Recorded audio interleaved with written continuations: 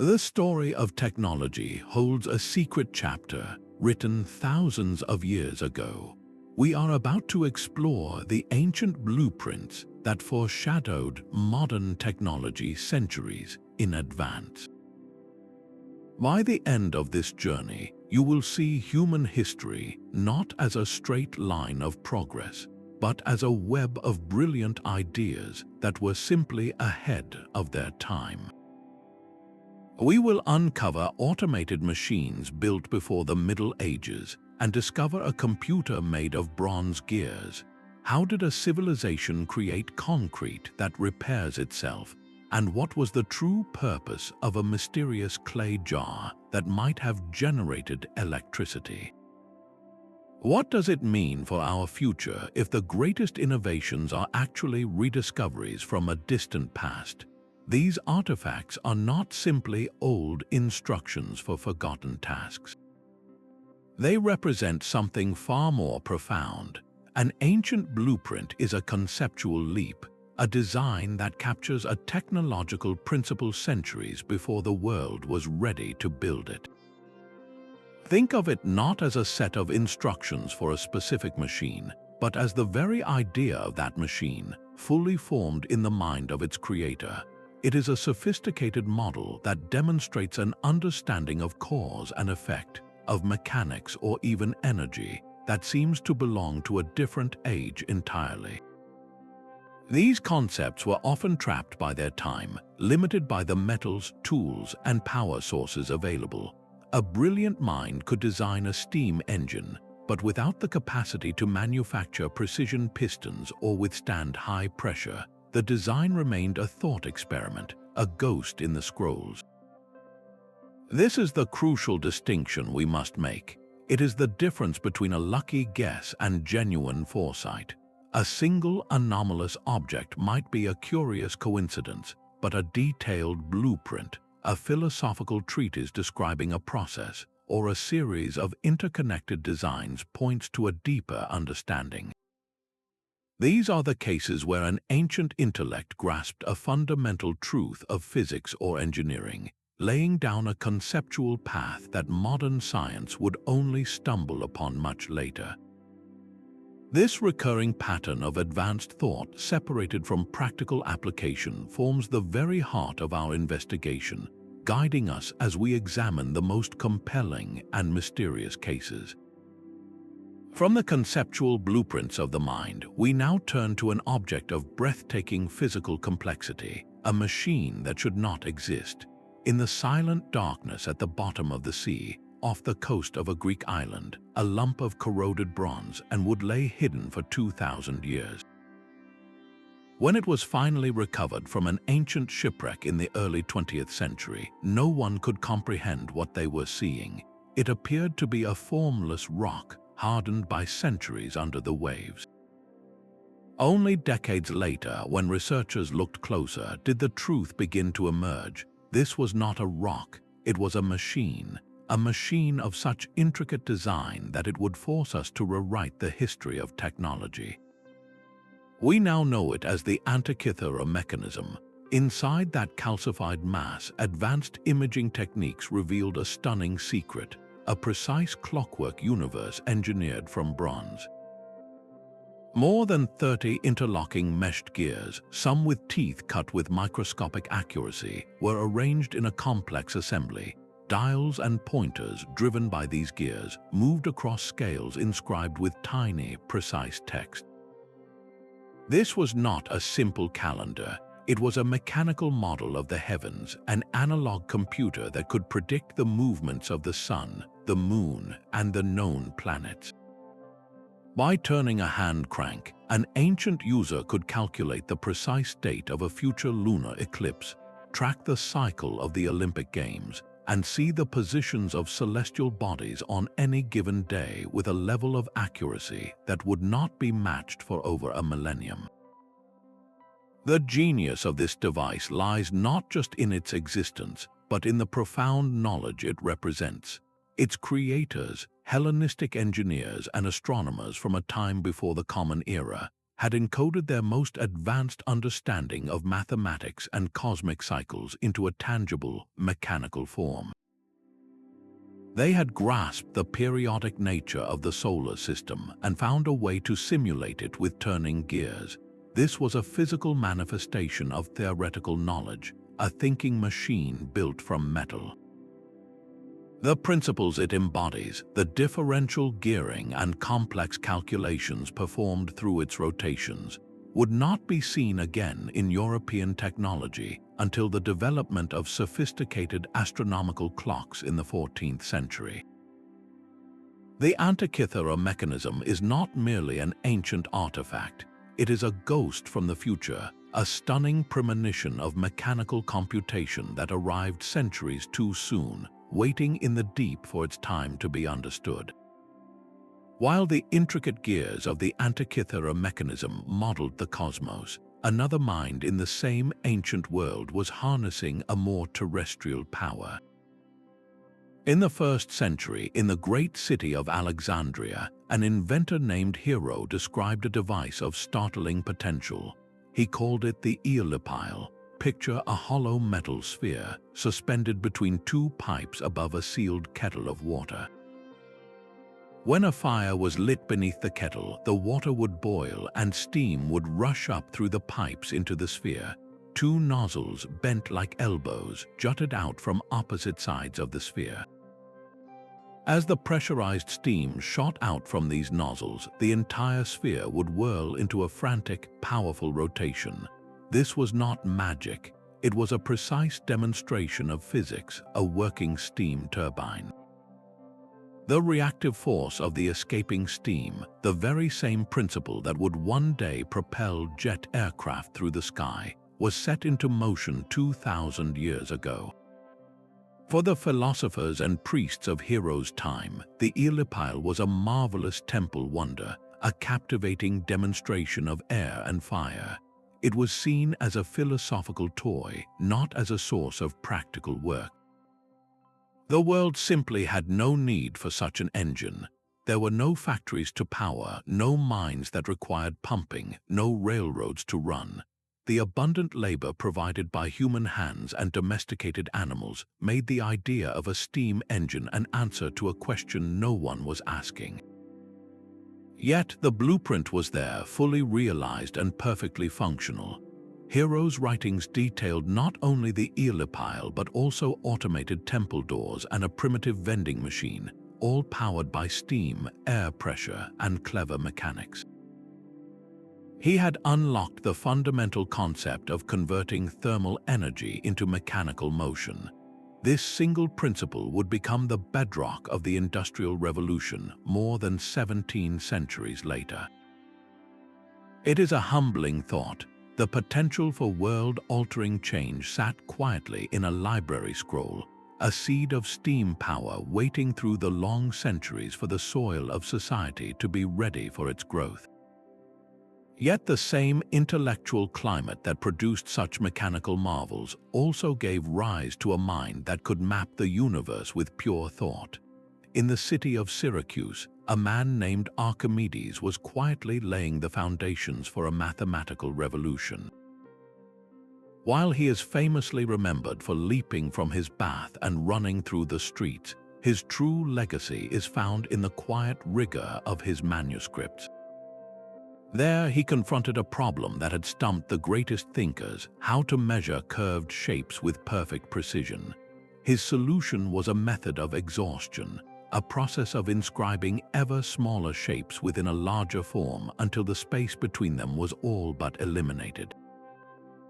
To find the area under a parabola, he envisioned filling the curved space with an endless series of triangles, each one smaller than the last. By summing their areas, he approached a final, exact value, a concept that is the very heart of integral calculus.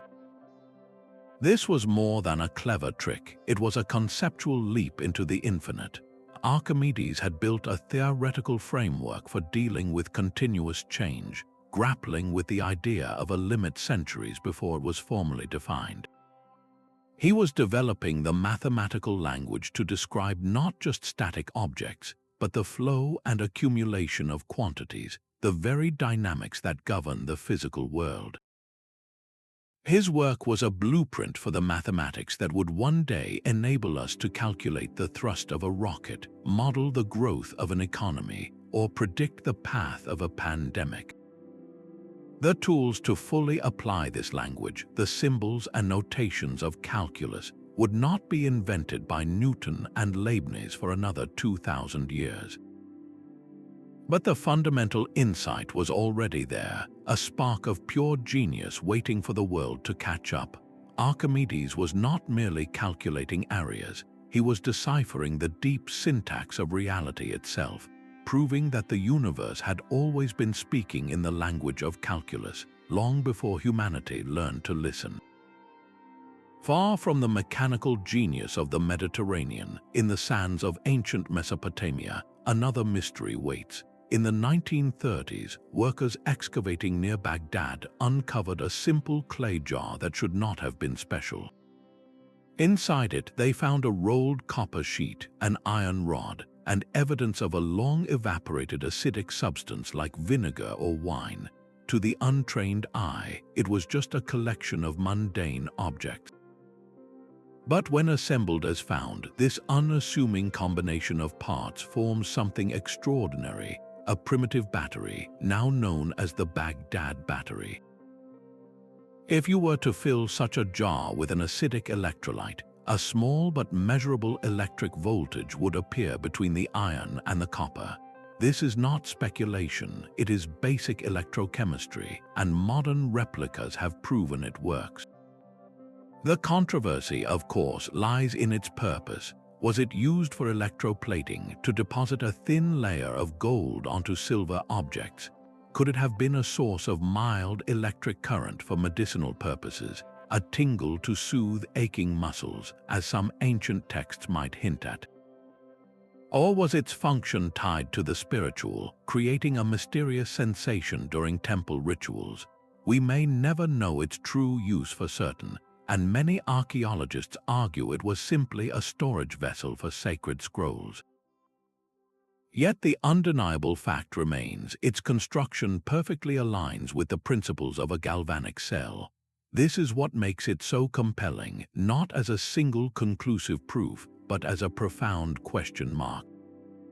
If this was an intentional battery, it means that nearly 2,000 years before Alessandro Volta officially invented the voltaic pile in the year 1800, a Mesopotamian artisan had a working understanding of electrical current. It hints at a path of inquiry, a branch of practical science that was discovered, perhaps used in a limited way and then lost to time, its full potential never realized. The Baghdad battery stands as a quiet testament to a different kind of blueprint, one not of gears and mechanics but of energy itself, a forgotten spark of knowledge waiting in the dust. While the Baghdad battery offered a quiet spark of potential energy, another ancient technology roared with the fury of an unstoppable flame. The seas around Constantinople were defended by a weapon so potent it felt like harnessing a force of nature itself. Greek fire was the ultimate naval weapon of the Byzantine Empire, a liquid inferno that could not be doused with water. In fact, water only made it burn more fiercely, creating a terrifying spectacle of flames spreading across the waves, consuming enemy ships and their crews in an inescapable blaze. This was not simple fire, it was a precisely engineered chemical substance, a closely guarded state secret that protected an empire for centuries. Its exact formula was known only to a select few, and the knowledge was so protected that it eventually vanished from history entirely. Modern analysis suggests it was likely a complex mixture of crude petroleum, pine resin, and possibly quicklime, a compound that reacts violently with water to generate intense heat. This chemical reaction would explain why throwing water on the flames was not just ineffective but catastrophic, but the substance itself was only half the blueprint. The delivery system was equally advanced. Byzantine warships were equipped with bronze siphons, pressurized tubes that could project this liquid fire in a continuous stream towards an enemy vessel. Some historians suggest these devices used a form of pump and a heat source to pressurize the mixture, creating a primitive but devastating flamethrower. This combination of a sophisticated chemical agent and a specialized delivery mechanism represents a quantum leap in applied science. It was not a discovery made by accident, but the result of deliberate research and development in material science aimed at achieving a specific, terrifying effect. The principles at work, the use of chemical reactions to create an incendiary weapon that is difficult to extinguish, are the very same ones that would be rediscovered in the 20th century with modern napalm. Greek fire stands as a stark reminder that the blueprints for advanced technology were not always used for peaceful wonder. They could also be forged in the fires of conflict, a sobering example of ancient knowledge channeled into the science of war, a powerful and destructive secret lost to the ages. While the secrets of Greek fire were fiercely guarded and ultimately lost, another Roman innovation was built to endure in plain sight.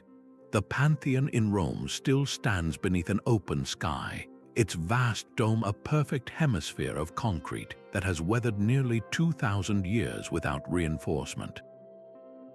Modern concrete, by stark contrast, often shows signs of decay after just a few decades, especially when exposed to seawater. The Roman formula was fundamentally different, and its discovery has stunned modern scientists. They did not simply mix sand and gravel. Their secret ingredient was a specific type of volcanic ash known as pozzolana, which they combined with lime and chunks of rock. When this mixture met seawater, a remarkable chemical process began. The water triggered a slow, long-term reaction within the ash, causing tiny, fibrous mineral crystals to grow throughout the concrete. These crystals are the key. If a tiny crack forms and water seeps in, the dormant reaction reawakens. New crystals grow, filling the fissure and effectively healing the wound. This is not a passive material slowly succumbing to the elements. It is an active one that fights back, growing stronger with age. Modern engineers are now racing to replicate this ancient wisdom. They are developing self-healing polymers with embedded capsules of sealant, and even experimenting with concrete that contains special bacteria. When water enters a crack, these bacteria awaken, producing limestone as a byproduct to patch the damage. The Roman blueprint, therefore, was more than just a superior building material. It was a philosophy of resilience. They engineered not for short-term strength, but for long-term harmony with the natural world, creating structures that could maintain themselves. In an era where our own infrastructure is crumbling from environmental stress, this ancient insight offers a powerful lesson. It suggests that the most advanced technology is not always about creating something new, but sometimes about learning how to build with the enduring intelligence of the natural world itself. Yet the Roman mastery of materials was not the only ancient blueprint for anticipating natural forces. In the year 132, at the Han Court in China, a brilliant inventor named Zhang Heng unveiled a device that seemed to possess a sixth sense. It was a magnificent bronze urn adorned with 8 dragon heads, each holding a bronze ball in its mouth. Below them sat 8 corresponding bronze toads, their mouths open in anticipation. This was no mere sculpture, it was the world's first seismoscope. When an earthquake struck, even hundreds of miles away, the tremors would travel through the earth. Inside the vessel, a sophisticated mechanism, most likely a heavy inverted pendulum, would be disturbed by the specific direction of the seismic waves. This motion would trigger a series of internal levers, causing just one of the dragon heads to release its ball. The ball would clatter directly into the mouth of the toad below, creating a clear, audible signal and pointing unerringly toward the epicenter of the distant quake. The genius of this device was its conceptual leap. Zhang Heng had found a way to translate the invisible, chaotic energy of an earthquake into a simple, directional message. He understood that ground motion could be captured, measured, and interpreted. This is the fundamental principle behind every modern seismograph, a machine that converts the shaking of the earth into a readable signal on a chart. The seismoscope was not a magical oracle. It was a scientific instrument, a functional blueprint for a systematic approach to natural disasters.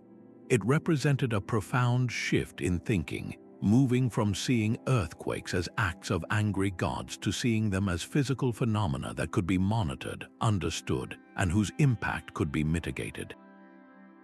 While the exact internal workings of Zhang Heng's device remain a subject of debate, its legacy is crystal clear. It stands as a stunningly early attempt to build an early warning system, a testament to the human desire to not just endure the forces of nature, but to listen to their whispers and, in doing so, protect the communities we build. The desire to create life from lifeless matter is an ancient dream, and long before the age of silicon and code, that dream was pursued with gears, water, and weights. In the workshops of ancient Alexandria, Hero did not stop at his steam engine. He also built entire automated puppet theaters. These were not just simple toys, they were complex performances driven by a rotating drum studded with pegs, a programmable sequence that would trigger levers and strings to make wooden figures move, act out scenes, and even pour libations, all without a human hand guiding them. This was the essence of a program, a set of physical instructions dictating a sequence of actions. Centuries later, during the Islamic Golden Age, this art reached breathtaking heights. Master engineers like Al-Jazari designed elaborate water clocks and automata that served practical and wondrous purposes. His elephant clock, for instance, was a masterpiece of hydraulics, using the steady flow of water to power a complex cycle where robotic figures would mark the passing hours with uncanny precision. These devices were not mere curiosities. They were functional machines that performed repetitive tasks with a reliability no human could match. They explored the core concept that motion could be preordained, stored within a mechanical system, and released on command. This is the fundamental principle behind every robotic assembly line and automated system today. The ancient engineers were writing the first physical language of automation, a language of levers and cams that would one day evolve into the digital code that runs our world. They were proving that the blueprint for a self-operating machine was not a modern idea, but a very old one, a vision of mechanical life that has been with us for millennia. The same mind that deciphered the calculus of the cosmos also engineered its defense. As Roman galleys crowded the harbor of Syracuse, the city's greatest intellect turned his genius from abstract mathematics to the brutal physics of survival. Archimedes designed a machine of such terrifying simplicity and power it became known simply as the claw. It was a crane-like weapon hidden along the city's seawalls, waiting for its moment. When an enemy ship ventured too close, a massive, hook-tipped wooden arm would swing out over the water. The claw would plunge beneath the waves, grip the hull of the vessel, and then, through a system of heavy counterweights and pulleys, the entire machine would heave. The ship would be lifted, its bow rising from the sea, until the balance was lost and it was dashed back into the water, often capsizing or splintering upon impact. This was not a weapon of blunt force alone. It was a precise application of leverage on a monumental scale. Archimedes had mastered the principles of mechanical advantage, using levers and counterweights to multiply human strength into a force capable of manhandling entire warships. The blueprint here was for heavy mechanical engineering, a direct ancestor to the towering cranes that now swing steel beams over our city skylines and the massive winches that move Earth in modern industrial projects. The claw of Archimedes stands as a stark, powerful example of a complete engineering mindset, one that could take pure theoretical mechanics and translate them into a tangible solution for an overwhelming practical problem. It proves that the ancient world understood not just how the universe worked, but how to harness its fundamental forces, building machines that turned the laws of physics into a shield for a city under siege. Across the world, in the vast libraries of ancient India, the sky was not an empty space but a highway for incredible machines. The Sanskrit epics, like the Mahabharata and Ramayana, describe in startling detail vehicles known as vimanas. These were not simple chariots with wings, but often magnificent palaces or structured craft that moved through the air with purpose and power. The descriptions go far beyond vague magical flight, delving into specifics that feel unnervingly familiar to a modern engineer. Some texts speak of a mercury vortex engine, a propulsion system that used the furious spinning of this liquid metal to generate lift and thrust. Others detail weapons of terrifying scale, devices that could release a single projectile charged with the force of the universe, a blast that could level cities and leave the land poisoned for generations. The parallels to modern aerospace concepts and even theoretical nuclear propulsion systems are difficult to ignore. This forces a profound question upon us. Were these passages purely mythological allegory, symbolic stories meant to convey the grandeur of gods and heroes? Or could they be a different kind of record, a literary blueprint for technological principles that were once understood, or at least imagined with stunning prescience? The challenge lies in interpreting the language of a deep past, a language that wove together observable reality, spiritual belief, and speculative science into a single narrative thread. To dismiss these accounts as mere fantasy might be to overlook a crucial form of ancient knowledge-keeping, yet to interpret them as literal technical manuals is to step beyond the available evidence. Perhaps the true value of the Vimana descriptions is not in proving ancient flight, but in demonstrating the incredible capacity of the human mind to conceptualize technologies far beyond its immediate grasp. They stand as a powerful reminder that the blueprint for innovation can be encoded not only in gears and stone, but also in the enduring power of story. High above the harbor of Alexandria, a flame burned that could be seen from 30 miles out to sea. This was the Great Lighthouse, a wonder of the ancient world, but its true genius lay not in the fire itself, but in what was built around it. Historians and engineers have long theorized that at its summit behind the great firebox stood a massive, polished bronze mirror. This was not a simple reflector.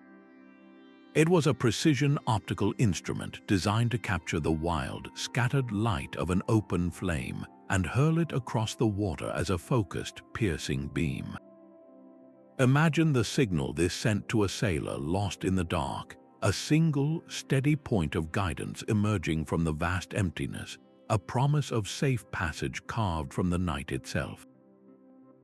This achievement represents one of humanity's earliest and most ambitious attempts to conquer darkness with directed light. The principle at work, using a curved reflective surface to concentrate a light source, is the very same blueprint that underpins our modern world. It is the heart of every searchlight that scans the sky, every projector that fills a movie screen, and every laser that reads data from a compact disc. The architects of the lighthouse had grasped a fundamental law of physics, that light could be tamed and shaped to serve a specific, vital purpose. They were not merely building a tower, they were engineering visibility itself, creating a tool for long-range communication and navigation that would define maritime safety for centuries to come.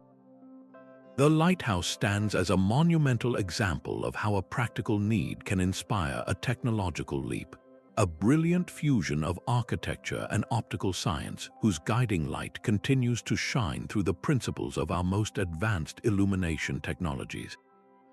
High on the arid plains of Peru, a sprawling canvas of desert stone holds one of history's most enigmatic creations.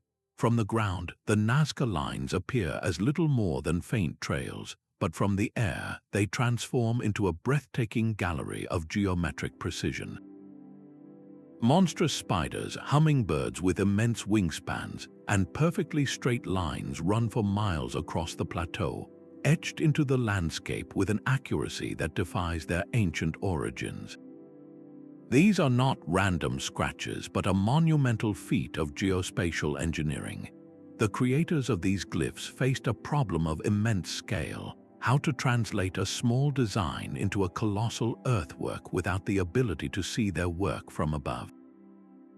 Their solution reveals a blueprint for systematic land management that rivals modern surveying. They must have employed a master plan, likely a smaller scale diagram, and developed a method to project it onto the vast desert floor. Using consistent, standardized units of measurement and a series of guiding stakes and cords, they could have plotted key points and connected them with stunning straightness over rolling hills and dry riverbeds. This technique of scaling up a design from a model to a full-scale construction is the foundational principle of modern cartography and civil engineering. Every highway, every city grid, every architectural marvel begins with this same conceptual leap. The true purpose of the lines remains a subject of vibrant debate, perhaps serving as ceremonial pathways, astronomical calendars, or offerings to deities believed to reside in the sky. Yet their legacy is undeniable. They stand as a powerful testament to an ancient society's ability to impose order on a colossal landscape, a permanent record of human intellect written not on parchment, but on the very skin of the earth. The silent language of the Phaistos disk remains one of archaeology's most stubborn mysteries. Discovered on the island of Crete, this small, fired clay disk dates back to the 2nd millennium before the Common Era. Its surface is covered on both sides with a continuous spiral of 45 distinct symbols, from human heads and birds to shields and walking sticks. Each symbol is not hand-drawn, but cleanly stamped into the soft clay with a pre-made seal. This single, brilliant detail is what transforms the object from an artifact into a revolutionary blueprint. Someone over 3,000 years ago had created a set of reusable type, a physical library of signs that could be arranged and impressed in sequence to convey a complex message. This is the fundamental principle of the printing press, captured in clay more than 3 millennia before Gutenberg's Bible. Think of the immense conceptual leap this represents. The creator was not just writing a message, they were building a system for writing messages. They had separated the act of creating the symbols from the act of composing the text, introducing the powerful idea of standardization and replication. The disk itself is the output of this system, a permanent record made from movable parts. We may never know what story the spiraling symbols tell, whether it is a hymn, a legal decree, or a king's inventory. The true message of the Phaistos disk, however, is not in its undeciphered words, but in its revolutionary medium. It is a fossilized thought, a concrete example of an ancient mind grappling with the problem of information itself and devising a mechanical solution for its reproduction. It stands as a hauntingly early prototype for the very technology that would one day fill the world with books, newspapers, and the shared knowledge of all humanity. The Antikythera Mechanism was not an isolated marvel. Across the Greek world, the same intellectual drive to map the cosmos gave rise to a family of intricate timekeeping machines. Public squares and temples often featured elaborate water clocks known as clepsydry, which did far more than just drip water from one vessel to another. Some of these devices incorporated complex gear trains and automated displays, using the steady force of flowing water to power figures that marked the passing hours or to sound gongs at appointed times. Sundials, too, evolved beyond simple shadow casters. Spherical sundials were engineered to account for the shifting path of the sun across the sky throughout the year, their curved surfaces and carefully angled gnomons translating the sun's daily arc into a reliable, if seasonally variable, measure of time. This was the true genius of these systems. They were not just clocks, they were analog computers in their own right, physical models that converted the abstract, cyclical patterns of the heavens into a tangible, predictable output that anyone could read. Their creation demanded a sophisticated fusion of astronomy to understand the celestial motions, geometry to project those motions onto a physical scale, and mechanical engineering to build a device that could faithfully replicate them. Each geared water clock and calibrated sundial was a blueprint for a fundamental human need, the need to impose order on the fluid nature of time itself. This relentless pursuit to capture cosmic rhythms in a measurable, human-scale unit is the very foundation upon which all modern timekeeping is built. From the pendulum clocks of the 17th century to the vibrating quartz crystal in a wristwatch today, we are still following the path these ancient engineers first laid down, striving to build ever more perfect machines to listen to the silent, steady heartbeat of the universe. The legendary swords of Damascus were not just weapons, they were living artifacts, famed for a sharpness that could split a falling silk scarf and a strength that would not shatter against the finest armor of a crusading knight. Their surfaces shimmered with a fluid, watery pattern, a signature of their mysterious origin. For centuries, the secret of this steel was lost, buried with the master smiths who forged it. Modern science, using electron microscopes to peer into the very soul of the metal, has uncovered a secret the ancients could never have seen. The distinctive patterns were not merely decorative, they were the visible signature of an internal architecture of breathtaking complexity. Within the steel, researchers found the presence of carbon nanotubes and cementite nanowires, structures so tiny they are measured in billionths of a meter.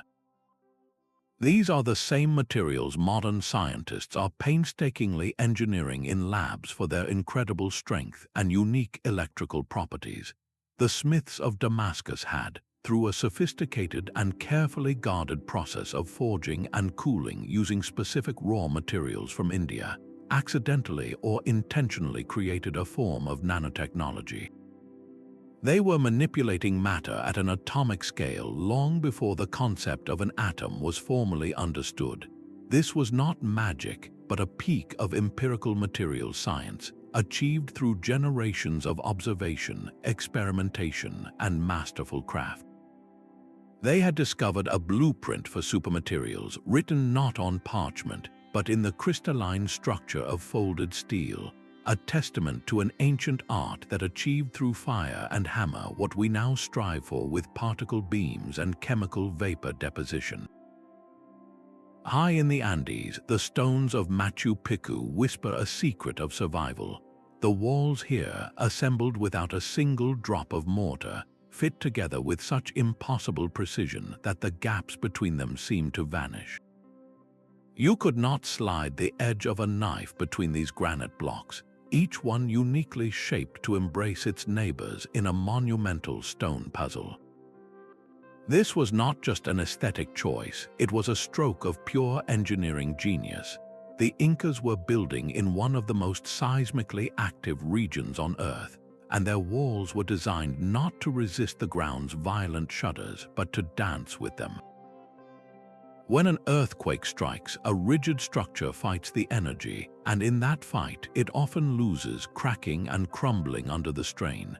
But the Inca walls are a system of brilliant flexibility. The perfectly fitted stones can shift and rock against one another, their interlocking edges and inertia allowing the entire structure to sway and settle as a unified, resilient whole. The terrifying energy of the quake is not concentrated into destructive force, but is dissipated and absorbed through countless tiny movements across the face of the wall. When the shaking stops, the stones simply settle back into their original positions, standing strong as if nothing had happened. This ancient blueprint is a perfect parallel to the most advanced principles of modern aseismic architecture. Today, engineers design skyscrapers with base isolators, massive rubber and lead pads that allow a building to slide gently during a quake, and with reinforced frames meant to bend without breaking. The Incas, working with stone and a profound observation of their world, achieved the same goal centuries ago. They did not see the volatile earth as an enemy to be conquered, but as a partner to be understood. Their legacy is a powerful lesson in resilience, a reminder that sometimes the strongest design is not the most rigid, but the one that knows how to move. While the stones of Machu Picchu demonstrated a mastery of static forces, a different kind of blueprint was being composed in the bustling intellectual heart of Baghdad. Three brothers, known as the Banu Musa, were compiling a work of breathtaking mechanical imagination. Their book of ingenious devices, written in the 9th century, was not a simple list of gadgets. It was a systematic encyclopedia of automation. Within its pages, they detailed over 100 intricate machines, from self-regulating fountains that could change shape on their own to trick vessels that seemed to defy logic by pouring different liquids from the same spout. These were not just philosophical toys. Each device was a carefully designed lesson in physics.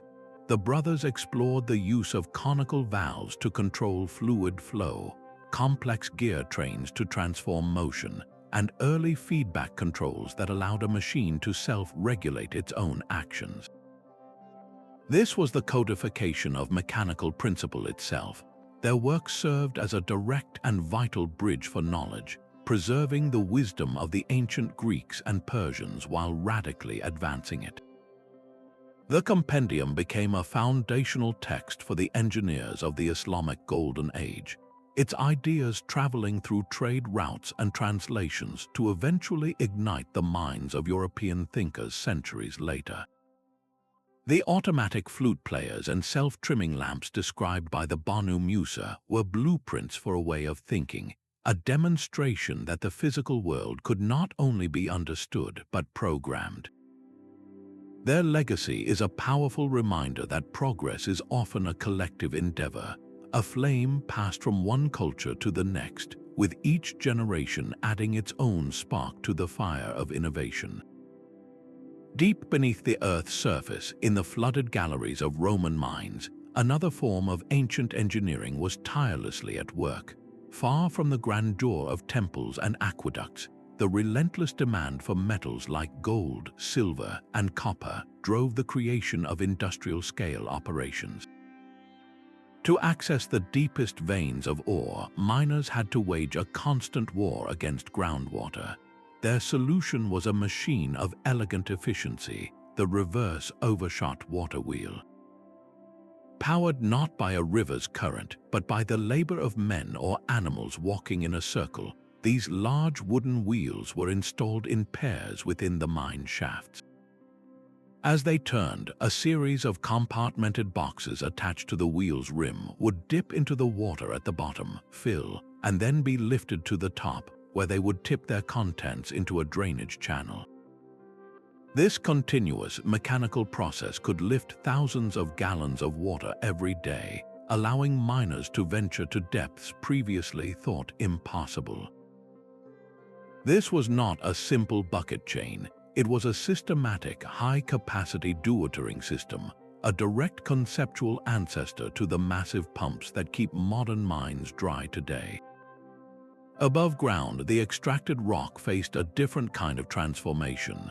The Romans had mastered the art of the smelting furnace, constructing tall, efficient stacks that could generate the intense, sustained heat needed to separate metal from ore. They did not just extract pure metals, they became master chefs of alloy, expertly mixing copper with tin to create superior bronze, or blending metals to achieve specific properties of hardness, malleability, or corrosion resistance. This entire process, from the mechanical water lifting wheels deep underground to the organized foundries and forges on the surface, represents a complete industrial blueprint. It was a coordinated system for locating a resource, accessing it through advanced engineering, processing it with controlled chemistry, and scaling up production to meet the demands of an empire. The logistical framework they established, the very idea of a centralized, large-scale extraction and processing facility, is the direct forerunner of every modern mining and metallurgical complex in the world today.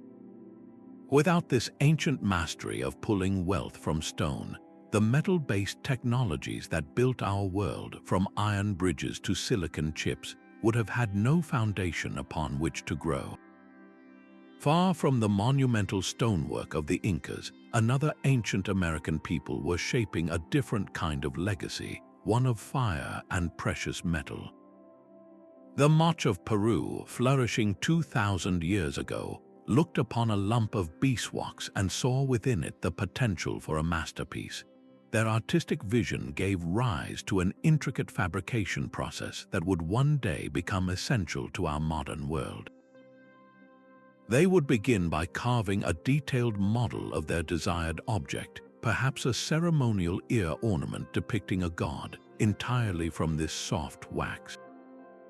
This delicate original was then carefully encased in a thick clay mold with a small channel left open. When this clay form was fired in a kiln, the heat did two things at once. It hardened the clay into a durable ceramic shell, and it melted the wax inside, which drained out through the channel, leaving behind a perfect hollow cavity. Into this empty space, molten gold or silver was poured, filling every microscopic crevice of the original wax model's design. Once the metal cooled, the clay shell was broken away, revealing a solid, perfect metal replica of that first wax sculpture. This is the lost wax casting process, a multi-stage dance of materials that transforms fragility into permanence. The brilliance of this technique is its breathtaking versatility. It allows for the creation of forms that would be impossible to carve from solid metal or hammer from a sheet, objects with deep undercuts, complex textures, and astonishingly fine detail. The Moche used it to produce regalia of profound cultural significance, from portrait vessels bearing the likenesses of rulers to intricate nose ornaments that shimmered with spiritual power. This was not a simple craft. It was a sophisticated chemical and thermal engineering process, requiring a precise understanding of how different materials behave under intense heat. The Moche blueprint, developed entirely independently from Old World methods, is the direct ancestor of modern investment casting. Today, that very same sequence, creating a wax prototype, building a ceramic mold, melting out the wax, and pouring in metal, is used to manufacture the most complex objects our society requires. It creates the flawless single crystal turbine blades that spin at the heart of jet engines, enduring infernal temperatures. It forms the precise dental crowns that fit a patient's tooth perfectly. It produces the intricate components for medical implants and specialized tools. The independent emergence of this identical, complex process in the ancient Americas speaks to something fundamental in the human journey. It reveals a shared intellectual pathway, a universal drive to solve the problem of form, to move beyond simple shapes and conquer the challenge of complexity itself. Yet this journey through gears and steel leads us to a creation forged from pure thought, an idea so powerful it could build entire digital worlds from emptiness. The concept of zero began its life humbly as a simple placeholder. Ancient Babylonian accountants used a symbol to mark an empty column in their ledgers, a space to show that a quantity was absent. It was a punctuation mark in the language of numbers, a silent promise that something belonged there, even if that something was nothing. But this was merely the prelude to a revolution. In ancient India, mathematicians made a breathtaking leap.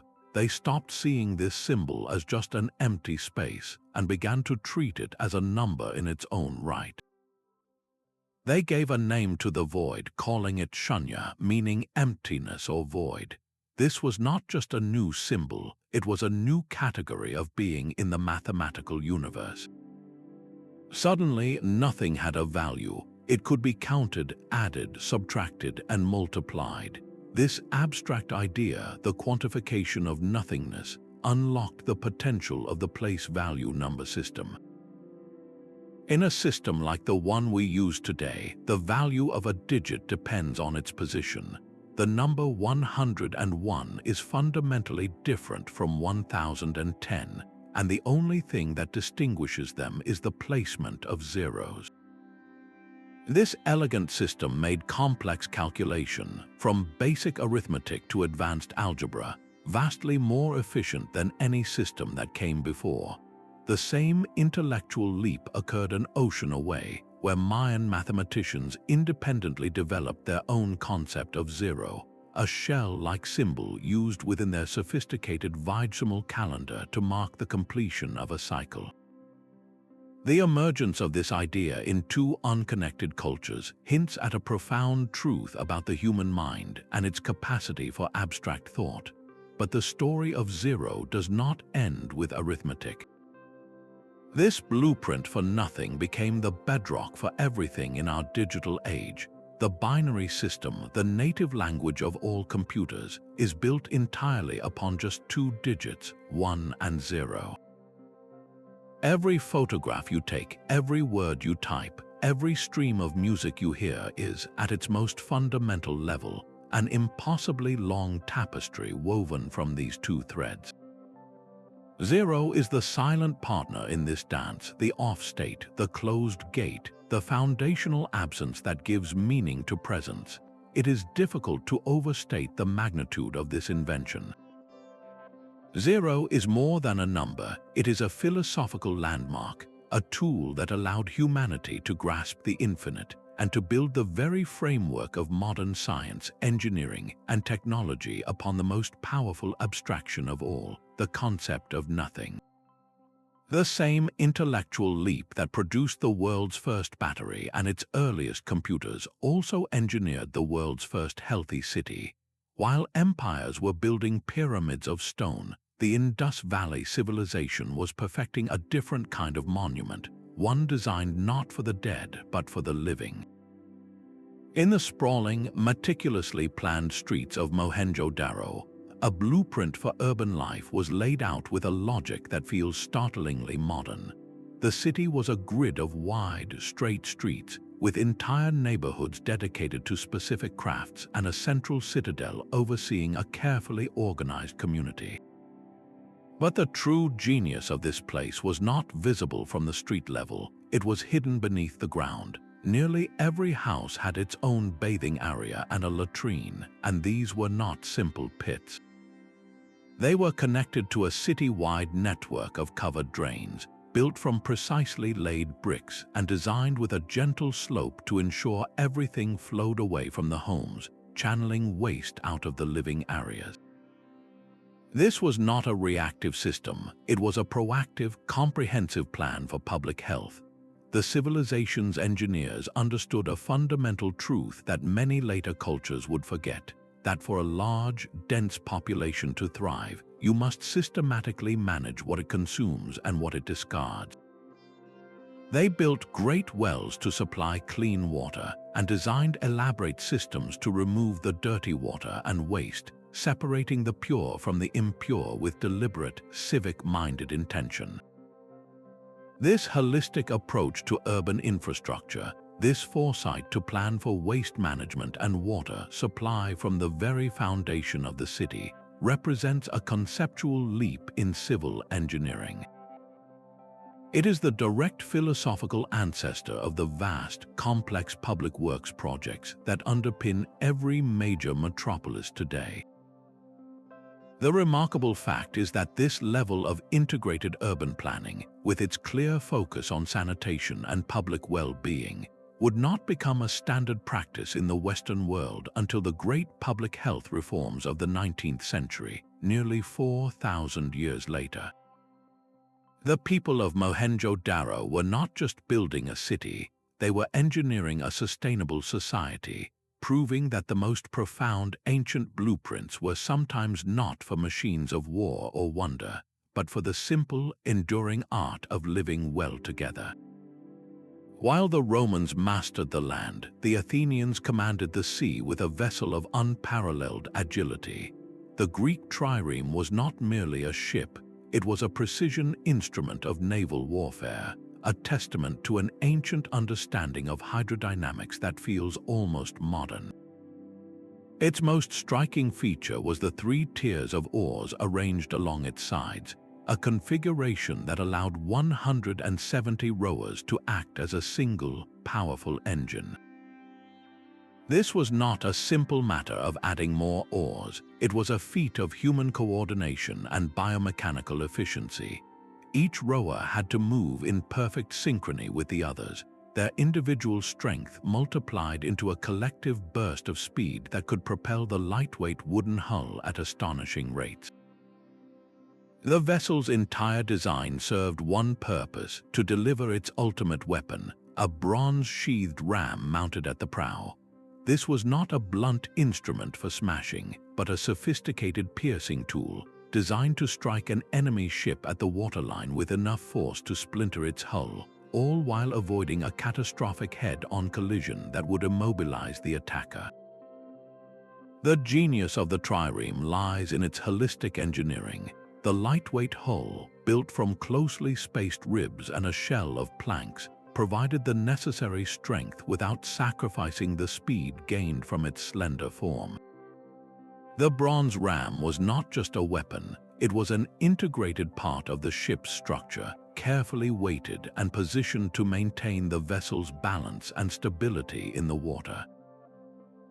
This combination of a highly efficient human-powered propulsion system and a devastating, targeted offensive capability represents a complete naval blueprint. Modern maritime engineers still study the principles embedded in its design, the way it converted coordinated human effort into tactical advantage through a deep, practical knowledge of water displacement, structural integrity, and material science.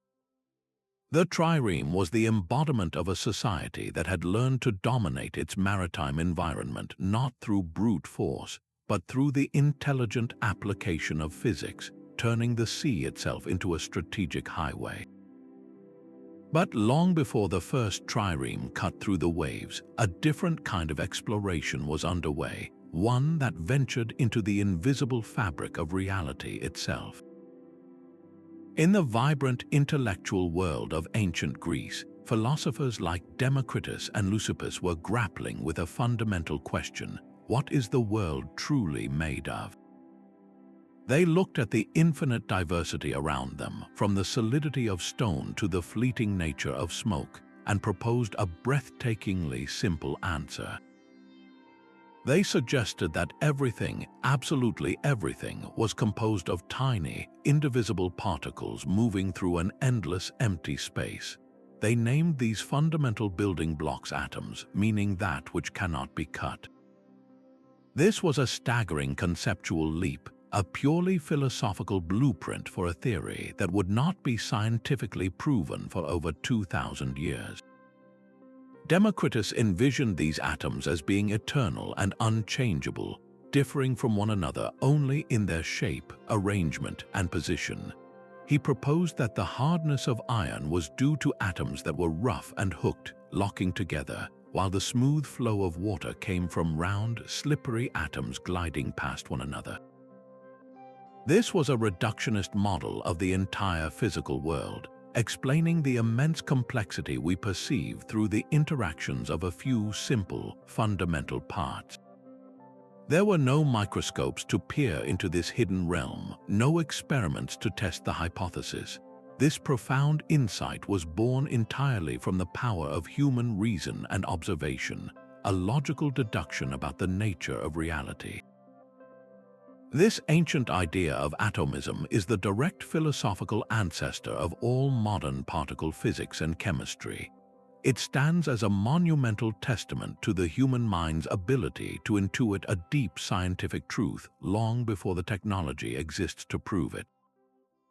The journey from Democritus pondering the nature of a single grain of sand to the vast particle colliders of today all began with a simple, brilliant thought that the apparent solidity of our world is an illusion, a dance of countless invisible parts in an endless void.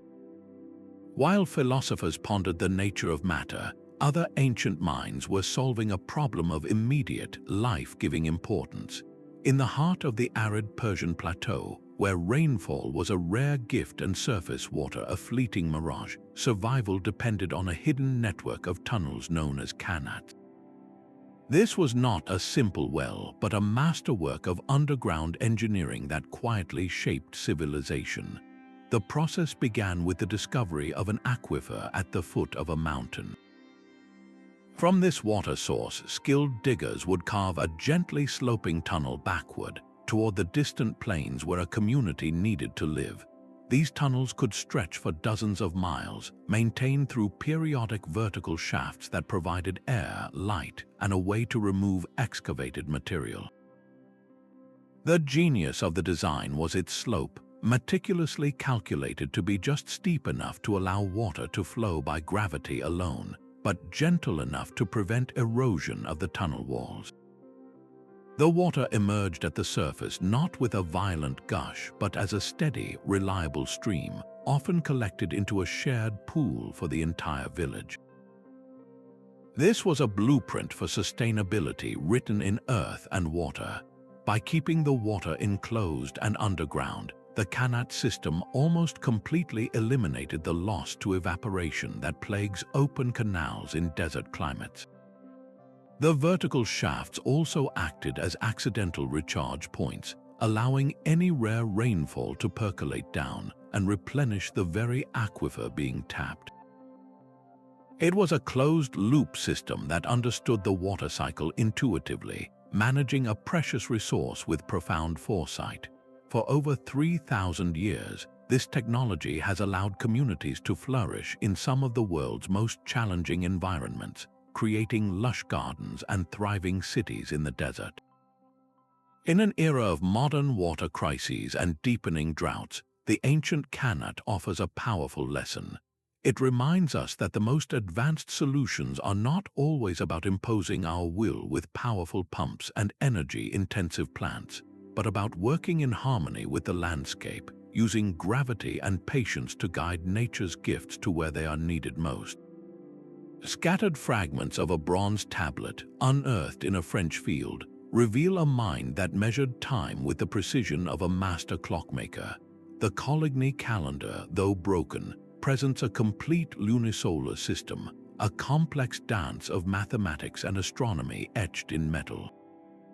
Its Celtic creators did not simply track days, they orchestrated them, weaving together the 29.5-day lunar month with the 365-day solar year into a grand 5-year symphony of time.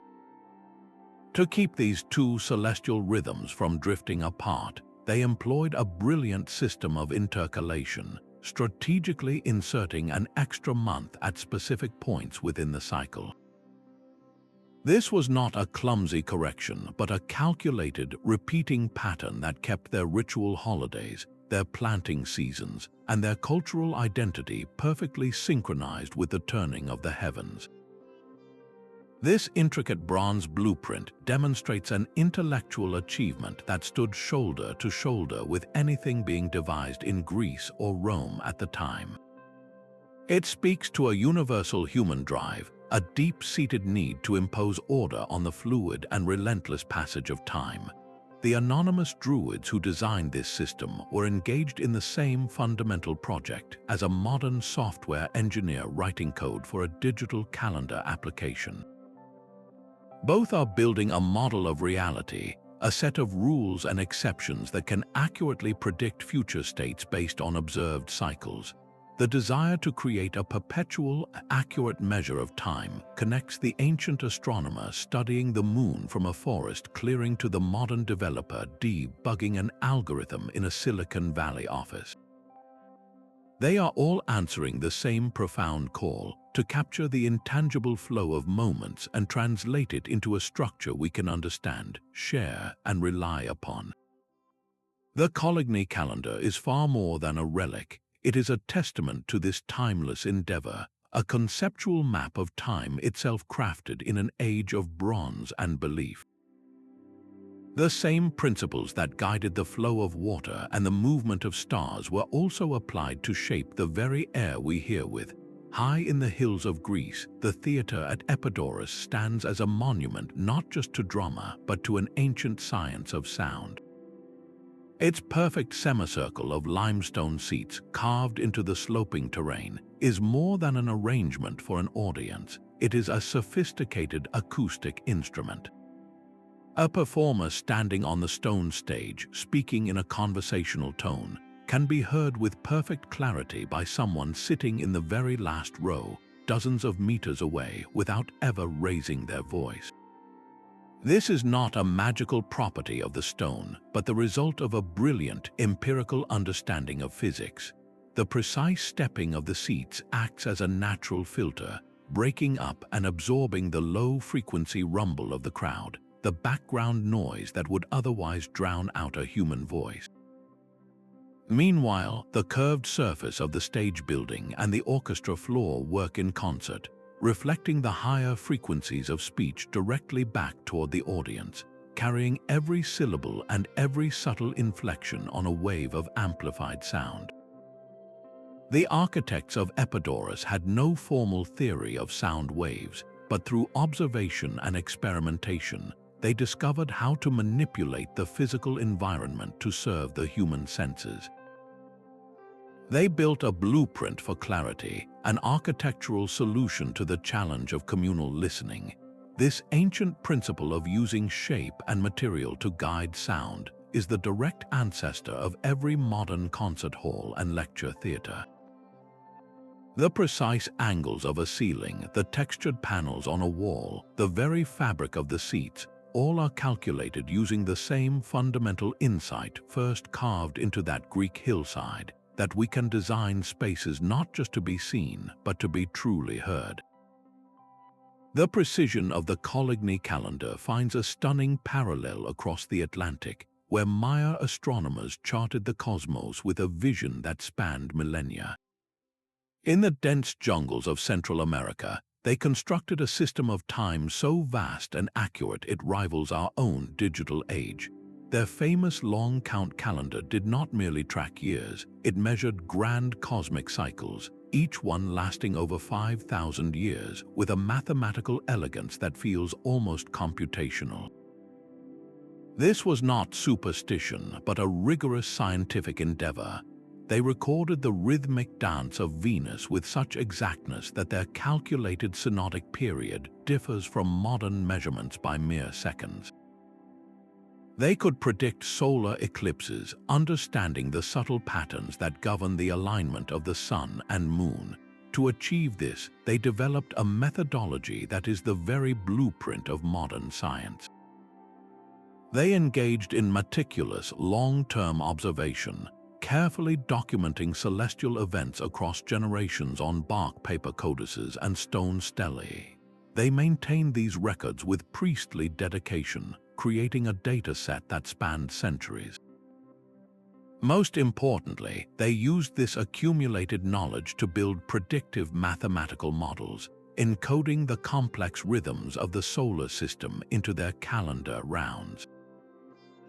This systematic approach, observation, record-keeping, and model building, is the foundational process of every scientific discipline today, from astronomy to epidemiology. The Maya were not just stargazers, they were cosmic archivists and master modelers, proving that the drive to comprehend the universe through methodical inquiry is a universal human impulse, a brilliant intellectual path carved through the jungle long before the scientific revolution in Europe. The gentle power of the wind found a voice in the workshop of Ctesibios.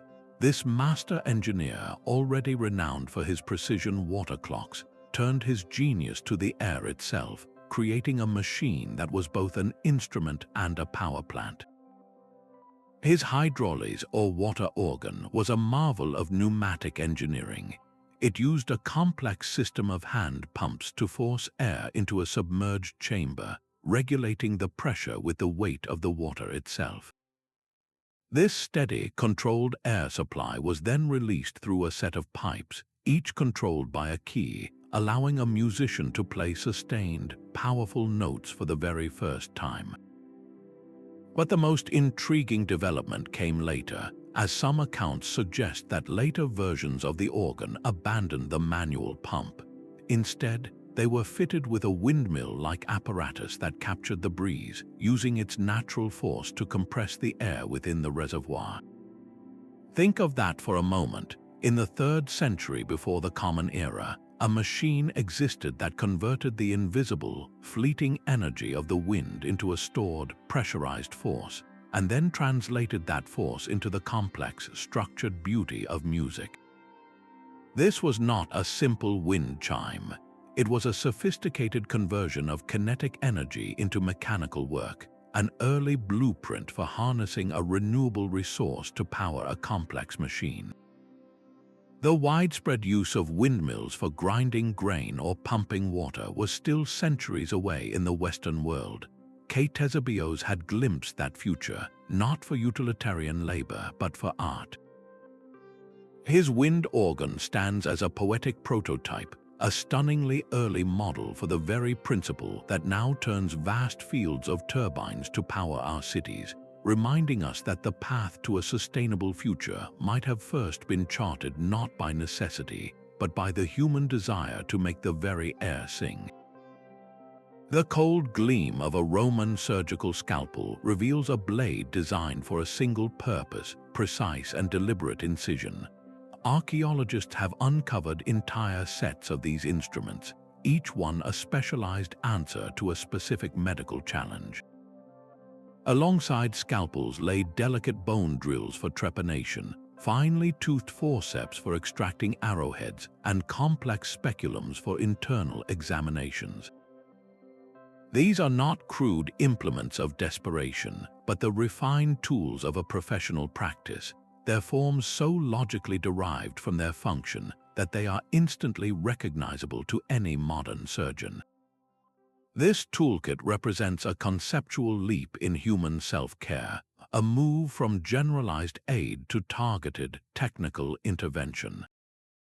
The principles embedded in these designs, the need for a sharp, clean cut, the requirement to grasp a foreign object without causing further harm, the necessity to see into the body's hidden spaces, are the very same principles that guide the manufacture of sterile, single-use instruments in an operating room today. The blueprint was not merely for the tools themselves, but for the entire philosophy of their use. In the extensive writings of physicians like Galen, we see this philosophy in action, a systematic approach to diagnosis and procedure that emphasized careful observation and methodical technique. While the ancient understanding of germs was centuries away, there are accounts of cleaning wounds with vinegar or wine, a practice that shows a rudimentary yet intuitive grasp of preventing infection. This collection of specialized steel and accumulated knowledge forms a complete medical blueprint, one that established the foundational idea that human health could be actively restored through precise, calculated acts of engineering upon the living body. It was a quiet revolution in compassion and intellect, proving that the desire to heal with skill and foresight is an ancient and enduring human art. While Roman surgeons perfected their delicate tools, a different kind of precision was taking shape along the coastlines of the Dark Ages. In the quiet inlets of Ireland and the sheltered bays of the Middle East, communities were building engines powered not by human hands but by the ocean itself. These were tidal mills, and their operation was a masterpiece of timing and observation. Builders would construct a dam across a small estuary, creating a reservoir, and install a water wheel connected to a grindstone. As the high tide rushed in, sluice gates were opened to let the seawater flood the basin. Then, at the peak of the tide, the gates were slammed shut, trapping a vast quantity of water inland. For the next several hours, as the tide receded far out to sea, the only water left was the immense weight held captive behind the dam. Only then were the mill gates opened, releasing this stored energy in a controlled torrent that spun the wheel and ground the grain into flour. This entire process required a deep, generational understanding of lunar cycles, as the strength and timing of the tides are governed by the pull of the moon. The builders were not just reacting to the sea, they were collaborating with its predictable rhythm, turning the daily pulse of the planet into a reliable source of industrial power. This was one of humanity's first large-scale, systematic attempts to harness a renewable force for consistent work. The blueprint here was not for a single machine, but for an entire energy system, a way of thinking that integrated natural cycles into the daily needs of a community. Today, as we look to modern tidal turbines sitting on the seafloor, we are not inventing a new idea, but revisiting and refining an ancient one. The tidal mill stands as a quiet, powerful testament to an early vision of sustainability, a time when the turning of the grindstone was synchronized with the very breathing of the ocean. Within the shadowed halls of an Egyptian temple, a stone carving ignites a modern debate. At the Temple of Hathor in Dendera, a vast relief shows a strange and captivating scene. A massive, elongated object like a glass bulb is held aloft on a pillar. Inside it, a snake stretches the entire length, its head reaching one end. A cable seems to run from the object, held by a priest, while a protective god stands by with a pair of knives. To many who see it with modern eyes, the interpretation feels immediate and electrifying. This looks unmistakably like a giant light bulb, with the snake representing a glowing filament and the entire assembly forming an ancient electrical device. The theory suggests this could be a blueprint for a lost form of lighting, a secret technology known only to the temple priests. It is a compelling narrative, one that connects directly to our own world of instant illumination. Mainstream archaeology, however, offers a very different reading of the same stone canvas. Scholars explain that the relief is part of a deeply symbolic narrative concerning creation and rebirth. The bulb-like object is not glass but a lotus flower, a sacred symbol of life. The snake emerging from it is a cobra deity, representing the power of a god manifesting in the world. The supporting pillar is the Jed pillar, a symbol of stability, and the knives are for protection against chaotic forces. In this view, the entire scene is a spiritual metaphor carved in stone, not an electrical diagram. This stark divide in interpretation highlights a profound challenge we face when looking into the deep past. We are all prisoners of our own time. Our minds are so saturated with the technology that surrounds us that we instinctively project it onto the artifacts and art of ancient cultures. We see a snake inside an elongated shape, and our brain, trained by a world of light switches and glowing screens, shouts the word filament. This is a form of pareidolia, the same tendency that makes us see faces in clouds or animals in rock formations, but applied to the realm of history and technology. The Dendera relief becomes a Rorschach test for our own technological biases. The true lesson of the Dendera light may not be about proving or disproving ancient electricity. Instead, it forces us to confront the filters through which we view history. Are we seeing what was actually there, or are we seeing what we expect to find? It asks us to hold two ideas in our minds at once, to appreciate the ingenious symbolic language of the ancient Egyptians, while also marveling at the incredible power of a modern idea to reshape our perception of the past. This single carving, shrouded in the dim light of a temple, illuminates not a room, but the very nature of our quest to understand the origins of innovation.